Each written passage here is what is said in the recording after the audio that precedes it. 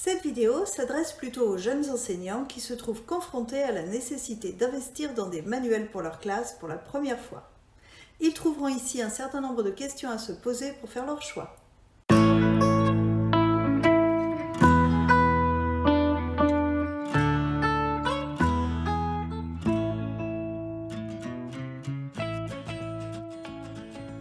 Un manuel a généralement une durée de vie de 4 ou 5 ans.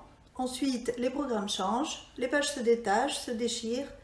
En réalité, compte tenu des budgets dont disposent les enseignants, ce délai est plutôt rallongé à 6-7 ans. Choisir un manuel est une démarche très personnelle et il n'y a évidemment pas de réponse unique. Cela dépendra essentiellement de vos attentes et de vos besoins.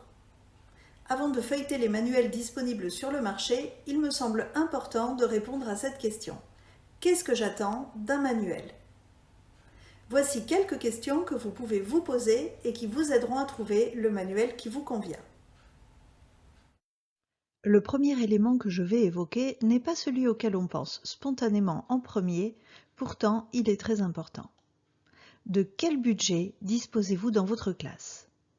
En fonction de cela, vous choisirez d'acheter un manuel pour 2 élèves ou bien un manuel par élève.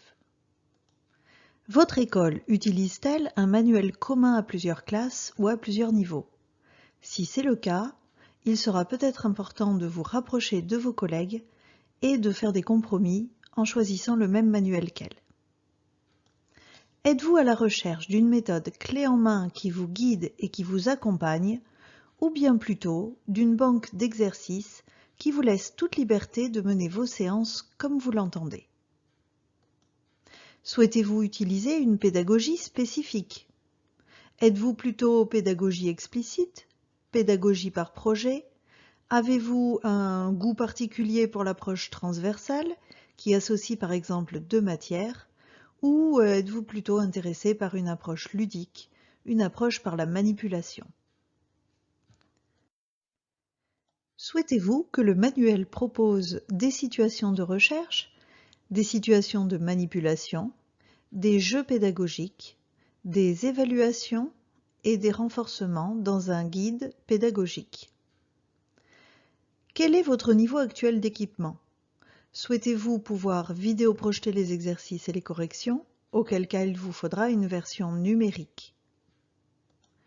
Voulez-vous un manuel qui propose également un fichier d'activité, ou bien encore un fichier spécial pour les élèves dyslexiques? Une fois ce premier questionnement résolu, vous allez sélectionner quelques manuels que vous souhaitez examiner plus en détail afin d'affiner votre choix. Et là, vous vous poserez de nouvelles questions.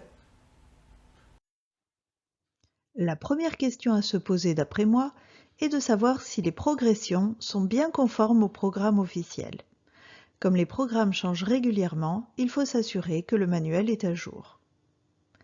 On se demandera également si les progressions correspondent bien à notre logique.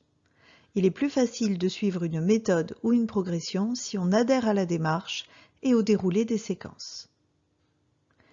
Souhaitez-vous un manuel qui propose des parcours différenciés ou bien préférez-vous des exercices progressifs ou encore des exercices rangés par thème?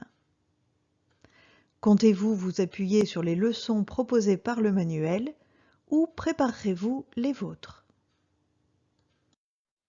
Une autre question que vous pourrez vous poser concerne la structure générale des exercices. Quelle longueur moyenne d'exercice souhaitez-vous?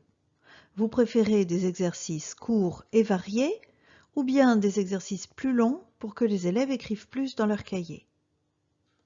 Les consignes de ces exercices sont-elles suffisamment simples, explicites et répétitives pour que vos élèves soient autonomes? Du matériel de manipulation est-il fourni avec la méthode pour vous permettre les situations de découverte ou des situations d'entraînement? Est-il facile pour un élève de trouver une information dans ce manuel? Il est préférable que le sommaire soit clair et que les leçons et les exercices soient clairement identifiés. Est-il plaisant de feuilleter ce manuel? Personnellement, je ne suis pas contre quelques illustrations, mais j'évite ce que j'appelle la pollution visuelle. S'il y a trop de distractions sur la page, l'élève perdra en efficacité. Il ne vous restera plus qu'à éliminer tous les manuels qui ne correspondent pas à vos attentes et à choisir celui qui cumule le plus d'avantages. Si vous débutez dans le métier, vous penserez bien à demander aux parents de recouvrir de plastique le manuel pour qu'il dure plus longtemps. Vous numéroterez les exemplaires et vous les distribuerez dans l'ordre. Livre numéro 1 au premier élève, livre numéro 2 au deuxième, etc. Cela permet généralement de récupérer les livres en meilleur état à la fin de l'année et de réduire les pertes. Vous limiterez aussi les déplacements de manuels à la maison pour réduire les oublis.